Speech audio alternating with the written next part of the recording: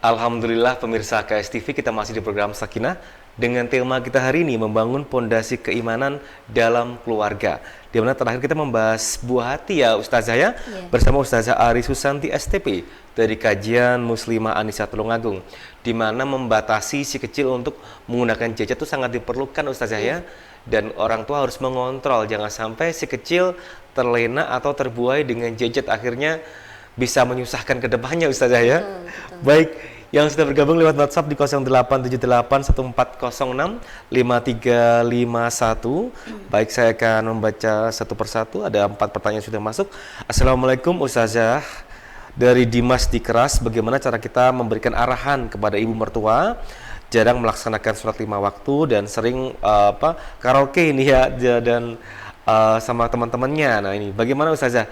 Ini ke ibu mertua ini ya konteksnya ya. Ya, monggo Ustazah. Baik, dari Mas Dimas ya di Keras. Ya, di Keras tadi mengingatkan bagaimana kepada tentunya kalau ibu mertua berarti kan lebih tua ya dari kita. Ya. Yang pertama kita kembali ya, memang betul di dalam Quran surat Al-Asr ya, ada nasihat menasehati di dalam kebaikan. Mas Dimas sudah mempunyai niat ya, niat untuk bagaimana ya cara mengingatkan, itu sudah insya Allah dicatat pahala oleh Allah Subhanahu wa Ta'ala. Ada kebaikan karena inginnya mengingatkan bagaimana supaya bisa sholat 5 waktu. Nah, berarti tentunya ketika mengingatkan bisa melalui begitu ya istrinya gitu ya, berarti kan anaknya dari ibu gitu ya. Di situ dengan cara yang ma'ruf, dengan cara yang baik tentunya, karena sebenarnya ini nasihat menasehati adalah bentuk dakwah. Itu adalah diwajibkan oleh Allah Subhanahu wa Ta'ala, dan pahalanya itu juga luar biasa, dan dakwah itu adalah bentuk kasih sayang. Nah, maka kita yang bisa kita kuasai sebagai manusia adalah dengan cara mengingatkan dengan cara yang baik, dengan cara yang ma'ruf, tentunya dengan bahasa yang ditata dengan baik, karena tetap beliau lebih tua dari kita begitu ya, jadi dengan penuh sopan santun tentunya.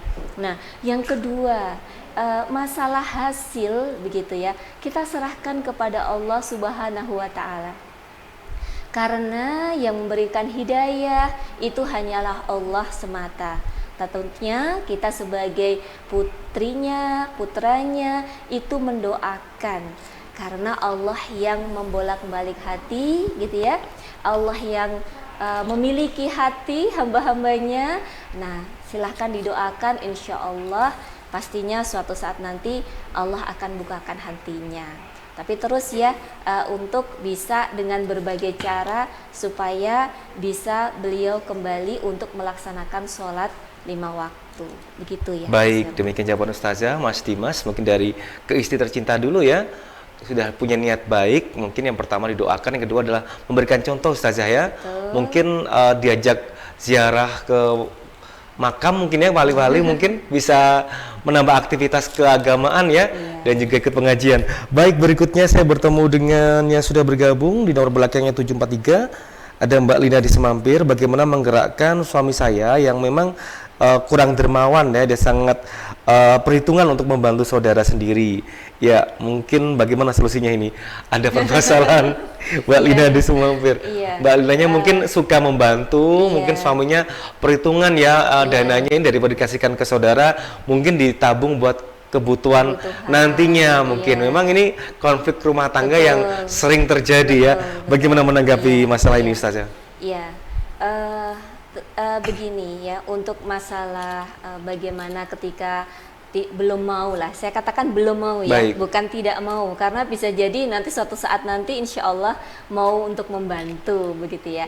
Nah, ketika masih belum mau untuk membantu saudara atau bersedekah begitu ya, nah memang ini ya butuh proses ya Ibu ya, butuh proses, apalagi ketika komunikasi kepada suami gitu ya, kadang juga tidak mau untuk terlalu didikte gitu ya. Nah, berarti tentukan waktunya yang tepat, tentukan momennya yang tepat. Ibu pasti lebih tahu tentang itu begitu ya.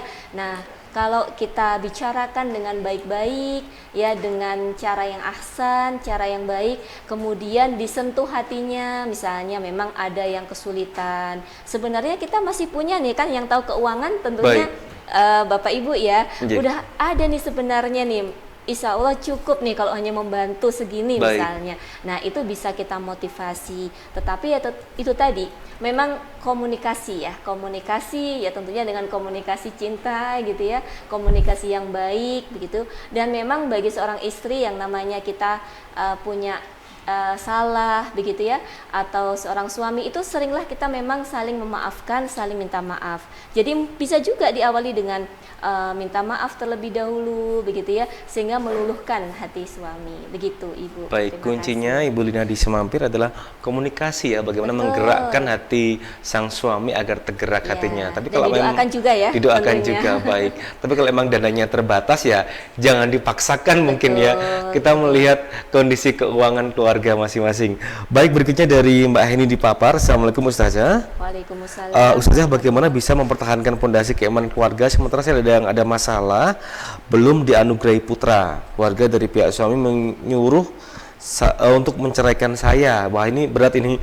Bagaimana Ustazah menanggapi permasalahan saya? Ya, ini Mbak Heni ini sedang ada masalah Ustazah ya. Bagaimana membangun fondasinya sementara keutuhan keluarganya diminta sama pihak suaminya untuk menceraikan. Ini terus terang berat ya memangnya. Baik, monggo Ustazah. Gitu ya. Jadi saya juga ikut prihatin ya Mbak ya. Di sini memang yakinlah Allah itu jika menguji itu pasti sesuai kadarnya gitu ya, sesuai dan bisa ya kita lakukan, kita hadapi insya Allah gitu ya. Dan bisa jadi Allah itu memberikan ujian demikian kepada Mbak itu juga karena yakin Mbak itu bisa menghadapi gitu ya. Karena setiap rumah tangga pasti ada ujiannya masing-masing gitu ya. Betul. Nah, untuk itu ketika membangun pondasi keimanan di sini justru gitu ya, justru inilah yang harus dikembalikan gitu ya. Kembalikan kepada keimanan. Yang namanya mempunyai keturunan begitu ya, itu sebenarnya adalah haknya Allah gitu ya. Ya, yang memberikan rezeki itu juga dari Allah semata gitu ya. Nah, ketika sudah menyadari demikian gitu ya, berarti kan bagaimana seorang hamba itu bertawakal begitu ya, dan tetap ada ikhtiar gitu ya, ada ikhtiar, ada usaha. Nah, terus gimana ya? Berarti harus ada dijalin komunikasi yang baik. Pertama ya, menyamakan dengan suami gitu ya, menyamakan dengan suami terlebih dahulu, kemudian mengembalikan lagi kepada tujuan pernikahan. Tujuan pernikahan ini juga adalah ibadah gitu ya. Bisa jadi mungkin belum dikasih momongan pada saat ini, ya Allah punya rencana yang lain gitu ya. Jadi kita harus terus berhusnudzon kepada Allah. Tidak boleh berputus asa dari rahmatnya Allah. Dan ini adalah keimanan. Karena di sini berputus asa dari rahmatnya Allah itu juga dosa gitu ya. Dan ketika kita berhusnudzon kepada Allah, yakin ini keputusan terbaik, itu juga dapat pahala dari Allah Subhanahu wa taala. Begitu. Samakan dulu komunikasi dengan suami, setelah itu nanti bisa komunikasi dengan keluarga besar. Begitu ya. Demikian jawaban Ustazah untuk Mbak Heni di Papar, di mana tujuan menikah itu adalah untuk ibadah ya, bukan untuk mempunyai anak. Mungkin banyak pemirsa yang mungkin tujuan menikah adalah punya anak. Nah, nomor satu kan, padahal nomor satu adalah ibadah ya. Dan bagaimana berkomunikasi yang baik dengan pasangan sehingga ketika belum mempunyai buah hati bukan sebagai suatu masalah Ustazah ya. Karena adalah mempunyai keturunan adalah hak prioritasnya Allah Subhanahu wa taala. Kita hanya berikhtiar dan berdoa. Mudah-mudahan kita doakan di sini Mbak Heni segera diselesaikan masalahnya. Amin. Baik, saya bertemu berikutnya dengan Mbak Ani di Tulungagung. Anak saya 4 tahun ketagihan YouTube Ustazah. Bagaimana cara mengatasinya ketika YouTube-nya suka bermain-main sementara dipindahkan ke YouTube yang berhubungan dengan pendidikan dan juga agama kurang berminat. Jadi sukanya akun YouTube yang banyak bermainnya ya. Ini bagaimana Ustazah? Mungkin sudah dalam tahap yang sudah kecanduan mungkin ini ya. 4 tahun masih balita ini sebenarnya. Iya. Mbak Ani di Tulungagung. Iya. Mbak Ani di Tulungagung, saya memahami pasti ada keresahan ya sebagai seorang ibu. Nah, maka memang mumpung masih 4 tahun, kalau menurut saya begitu ya. Jadi di sini adalah kembali lagi kepada kedisiplinan dari orang tua. Jadi silahkan diatur misalnya jamnya ya, jamnya bolehnya itu berapa begitu ya. Kemudian yang kedua tontonannya gitu ya. Misalnya kalau dia nggak berminat, oke, bagaimana supaya kita mendampingi gitu ya. Yang penting memang apalagi untuk anak-anak kecil itu harus didampingi oleh orang tua. Karena kalau kita lihat ya, saya mau tanya kepada mungkin pemirsa di KSTV gitu ya, apakah rela misalnya anak yang masih usia dini dibiarkan misalnya naik kereta api sendiri ke Jakarta, pasti khawatir kan ya. Kenapa? Karena di sana dunia belantara ibaratnya kan begitu ya, kota besar gitu ya. Tapi kadang kita sebagai orang tua tuh nggak khawatir ketika anak-anak itu browsing, padahal mereka browsing tuh sama aja dengan ya berselancar ya di dunia belantara walaupun itu dunia maya. Nah, penting sekali bagi orang tua untuk mendampingi gitu ya, karena mereka masih anak-anak yang kecil belum balik ya. Nah, kemudian di sini gimana cara mengalihkannya? Memang harus ada jadwal ketat. Yang kedua adalah alihkan kepada aktivitas-aktivitas fisik ya. Namanya anak-anak misalnya silahkan diajak bermain gitu ya, diajak jalan-jalan. Sebenarnya mereka juga lupa kok gitu ya, asalkan memang di situ ada aktivitas-aktivitas yang menyenangkan. Boleh juga gitu ya bikin permainan dari tepung misalnya, bikin play-doh gitu ya, kemudian bikin apa dan sebagainya, puzzle dan sebagainya begitu. Memang sebagai orang tua tidak boleh mati gaya. Harus kreatif. Nah, jadi orang tua silakan nanti orang tuanya aja yang browsing ya. Banyak permainan-permainan yang saya lihat itu banyak ya di posting itu permainan edukasi gimana membuat anak itu asik gitu ya bermain bersama orang tua. Dan ini Masya Allah ya, ketika orang tua mendampingi bermain ya bersama anak itu berpahala. Itu yang harus ada dicatat. Pahalanya Ustazah ya. Semua kalau pondasinya iman, niatnya itu ikhlas, caranya itu benar sesuai dengan syariatnya Allah, itu semua bernilai pahala ibadah. Baik, demikian Ibu Ani, di mana pendampingan orang tua sangat diperlukan ya.